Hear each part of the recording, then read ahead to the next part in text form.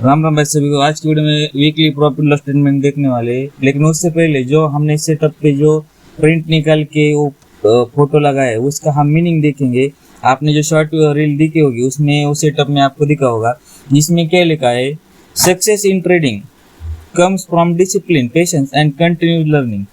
इसका मीनिंग क्या है? एक सक्सेसफुल ट्रेडर, जो सक्सेसफुल ट्रेडर बनना है वो कैसे बनता है, उसके पास क्या ऐसा होता है कि जिसकी वजह से वो एक प्रॉफिटेबल ट्रेडर बन पाता है और वो अपने विनिंग ट्रेड को होल्ड करता है, लूजिंग ट्रेड को स्टॉप लॉस देके कट करता है। उसको क्या, उसमें क्यों वो ऐसा करता है, उसकी साइकोलॉजी कैसे डेवलप होती है, उसका सबसे मेन कारण है जो है डिसिप्लिन। मतलब वो ट्रेड के लिए डिसिप्लिन में ट्रेड लेता है, ट्रेड लेने के बाद उसमें बैठता है, risk management, risk rate follow करता है। और पेशेंस, पेशेंस मतलब वो जब तक उसको सेटअप नहीं मिलता, जब तक उसका सेटअप तैयार नहीं होता, तब तक वो ट्रेड एग्जीक्यूट ही नहीं करता। और ट्रेड एग्जीक्यूट करने के बाद वो जो डिसिप्लिनली उस ट्रेड को होल्ड करता है, उसमें क्या होगा, एक तो स्टॉप लॉस जाएगा, एसएल जाएगा, नहीं तो टारगेट आएगा जो उसने उधर सेट करके रखा है, जो उसका माइंड वो जिसमें वो डेली उसका पहले से ही पक्का रहा होगा कि उसको कितना उस ट्रेड में प्रॉफिट लेना है, उसको कितना लॉस लेना है। और 50% उसके पास आने के बाद ट्रेड वो कॉस्ट पे से लगाता है, अभी उसकी जेब से कुछ नहीं जाएगा, वर्चुअल प्रॉफिट ही जाएगा।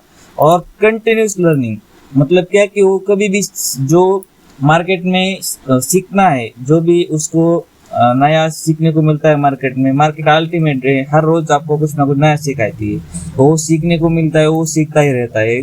तो ये पिक मुझे अच्छी लगी, इसलिए मैंने इसका प्रिंट आउट निकाला। तो हम वीकली प्रॉफिट लॉस स्टेटमेंट देखते हैं इस वीक में, जिस वीक में हमारा 3 तारीख से 7 तारीख का वीक है। मैं वीक से वीक प्रॉफिट लॉस स्टेटमेंट लेकर आता हूँ, जिसमें मुझे मंथली प्रॉफिट लॉस स्टेटमेंट निकालने में आसानी होती है। इधर देख सकते हैं 3 तारीख से 7 तारीख का प्रॉफिट लॉस स्टेटमेंट है, जिसमें जो 3 तारीख है, 3 तारीख को हमारा एक लॉस गया था, उसमें ये सेल गया था, जिसमें 793 रुपीज़ का ओवरऑल लॉस बुक करना पड़ा, जो कैपिटल पे 2.07% का ओवरऑल कैपिटल पे लॉस है। कैपिटल पे लॉस इसलिए मैं इधर लिखता हूँ कि जिसमें मुझे पता चलता है मेरे कैपिटल पे कितना डेंट है और वो डेंट रिकवर हो सकता है कि नहीं। और वो इस जो 1 और जो 3 और 4 तारीख है उसमें इतनी ज़्यादा वॉलेटिलिटी थी, इलेक्शन था, इंडिया विक्स 30 के आसपास चल रहा था, जिसमें इतना वॉलेटाइल मार्केट था, जिसमें 100 का प्रीमियम 500 जाता था, 500 का प्रीमियम 60 रुपये आता था। इतनी ज़्यादा वॉलेटिलिटी थी, उसमें हमने लॉस नहीं किया। 90% ट्रेडर इस 2 दिन में ही ट्रेडिंग से बाहर निकलते, क्योंकि वो BTST रखते, उस ट्रेड होल्ड रखते, जिसमें उनका 100% लॉस होता है। मैं एक ऑप्शन सेलर हूँ और ऑप्शन सेलर सिर्फ और सिर्फ डिसिप्लिन, रिस्क मैनेजमेंट और पेशेंटली ट्रेड करता है, वो उसके पास नेचुरली आ जाता है, क्योंकि वो डिसिप्लिन ट्रेडर बन जाता है बाद में। इधर देख सकते हैं आप 3 और 4 तारीख को, 3 तारीख को लॉस था, और जो 4 तारीख है, 4 तारीख को प्रॉफिट था 726 रुपीज़ का प्रॉफिट था हो रहा, जो कैपिटल पे 2.90% है। लेकिन क्या हुआ था उसके अगले दिन क्या हुआ, 5 तारीख को 5/6/2024 को एक लॉस हुआ, जिसमें 3 ESL चले गए। मेरा मैक्सिमम 2 ESL का लिमिट रहता है। लेकिन वो क्या हुआ कि अगले दिन जो 3 तारीख है, जिसमें मिड कैप की एक्सपायरी थी, उसमें मुझे 9 से 9.5 हज़ार का प्रॉफिट हो सकता था अगर वो ट्रेड में एग्जीक्यूट किया। मैंने उसको प्रॉपर बॉटम पे पकड़ा था, जिसको मैंने एग्जीक्यूट भी किया, लेकिन मेरे अकाउंट में सिर्फ 4,000 रुपये की कमी की वजह से वो मेरा ट्रेड एग्जीक्यूट ही नहीं हुआ। जिसमें हेज भी बढ़ा लिया था मैंने, 10 रुपये का मिड कैप में हेज लिया था, 10 रुपये का हेज था, और वो 122 रुपये का प्रीमियम था। और कुछ ना कुछ मेरे माइंड में अटकता रहा, अगले दिन भी अटकता रहा, इसके लिए मैंने थोड़ा सा प्रॉफिट लेके मार्केट को वो दिन क्लोज किया। लेकिन इस दिन में वो कंट्रोल नहीं हुआ, इसकी वजह से मेरे 3 ESL चले गए, जिसमें 2077 रुपीज़ का हमने लॉस बुक किया, जो कैपिटल पे 5.42% का कैपिटल पे ओवरऑल लॉस है। लेकिन उसके बाद जो इंडिया विक्स 30 रुपये के आसपास था, वो इंडिया विक्स अभी आ गया है 16-17 के आसपास, और 16-17 पे आ गया तो एक स्टेबल मार्केट मानी जाती है, जिसमें मार्केट एक स्टेबल और वन साइड मूवमेंट देती है। जिसमें 6 तारीख को क्या हुआ था, 6 तारीख को हमें प्रॉफिट हुआ था 775 रुपीज का प्रॉफिट हुआ था, जो कैपिटल पे 2.02% का कैपिटल पे प्रॉफिट है। और इसमें पहला ये सेल चला गया था, दूसरा ट्रेड लिया, उसमें मुझे प्रॉपर टारगेट मिला और जो मेरा लॉस था 750 रुपये का वो कवर करके मुझे उसमें प्रॉफिट बुक किया मैंने उसमें। और उसके अगले दिन क्या हुआ, अगले दिन भी वैसा ही हुआ, लेकिन विक्स कम होने की वजह से मुझे विनिंग ट्रेड होल्ड करने में अभी दिक्कत नहीं आ रही, क्योंकि हमने रिस्क मैनेजमेंट रिस्क रोड पे काम किया है।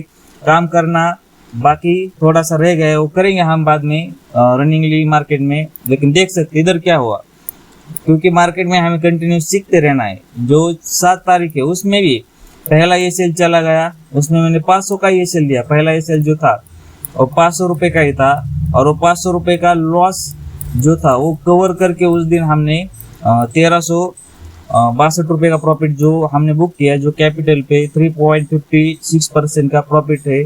क्योंकि मार्केट वन साइड मूवमेंट करेगा, इंडिया विक्स कम हो जाएगा। इंडिया विक्स का काम क्या है कि मार्केट में अनसर्टेनिटी, वॉलेटिलिटी और लोगों में जो फियर है वो इंडिया विक्स बताता है। लेकिन जब लोगों का एक स्टेबल सरकार आई, मोदी सरकार आई, जिस मोदी सरकार के आने के वजह से मार्केट फिर से पंप हो गया। 4 तारीख को मार्केट बुरी तरह से गिरा, लेकिन जो बाद में उसमें सब कुछ मार्केट ने रिकवर कर दिया। अभी मार्केट ऑल टाइम हाई के पास टच करके वापस आया है, उधर से थोड़ी सा रिजेक्शन आया है मार्केट में। तो मैं आपको ऐप पे दिखाता हूँ, कोटक पे। मैं कोटक पे सेलिंग करता हूँ, सेलिंग कीजिए, बाइंग कीजिए, कुछ भी कीजिए।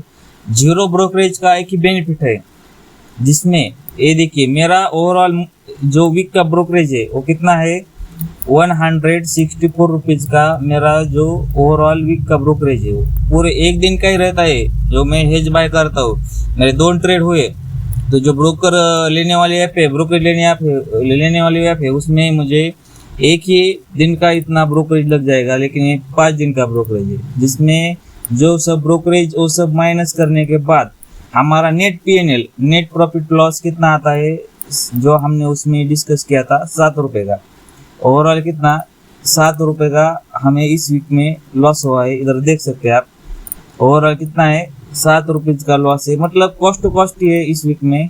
और वीडियो में रेगुलरली क्यों नहीं डाल रहा कि रेगुलरली वीडियो में व्यूज़ ही नहीं आ रहे, तो व्यूज़ नहीं आ रहे तो वो वीडियो डालने में कुछ उसमें सेंस नहीं बन रहा। क्योंकि मैं रोज ट्रेड करता हूँ जिसका मैं वीडियो डाल रहा था, लेकिन उसमें व्यूज़ नहीं आ रहे थे। अगर व्यूज़ ही नहीं आ रहे तो मेरा जो डेटा है 700 से 800 MB एक वीडियो का व्यू डालने के लिए वो डेटा लगता है। अगर आपको वीडियो चाहिए, मेरे जो मैं डेली ट्रेड लेता हूँ उसकी भी वीडियो चाहिए, तो आप कमेंट बॉक्स में लिखिए, बताइए कि हमें डेली वीडियो चाहिए। व्यूज़ लाइक कीजिए, जो भी देखेंगे वीडियो को वो लाइक कीजिए, सब्सक्राइब कीजिए। लाइक करने से वीडियो की रीच बढ़ेगी और जिसमें हमें व्यूज़ ज़्यादा आ सकते हैं। तो ऐसे वीडियो देखने के लिए Marathi option trading YouTube channel को लाइक कीजिए, शेयर कीजिए, सब्सक्राइब कीजिए।